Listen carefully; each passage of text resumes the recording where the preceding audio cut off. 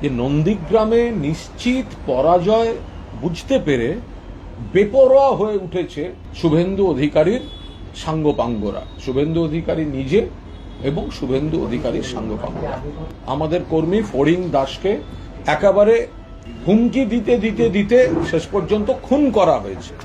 অশোক করণ বিজেপির তমলুক সাংগঠনিক জেলার সহ সভাপতি, তো তিনি আবার শুভেন্দু অধিকারীর দীর্ঘদিনের দক্ষিণ হস্ত। তো এই অশোক করণ, তো ওই জায়গাটায় কিছু সাধারণ মানুষের একটা বাড়ি তৈরি নিয়ে সমস্যা হচ্ছিল, তো তারা কোর্টে গেছিলেন, কোর্টে বিষয়টা বিচারাধীন ছিল এবং শেষ পর্যন্ত মহামান্য কোর্টের অর্ডার পেয়েছেন বাড়ি তৈরি করার, ঘর তৈরি করার।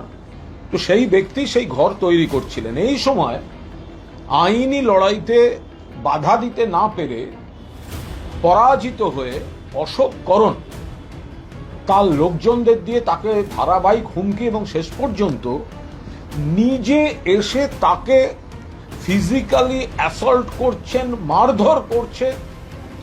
এই যে অশোক করণ যে মারছে, দেখুন লোকটা নেমে এসে বেধড়ক মারতে শুরু করলো এবং তারপর অশোক করণের চেলাচামুন্ডারাও তাকে মারছে।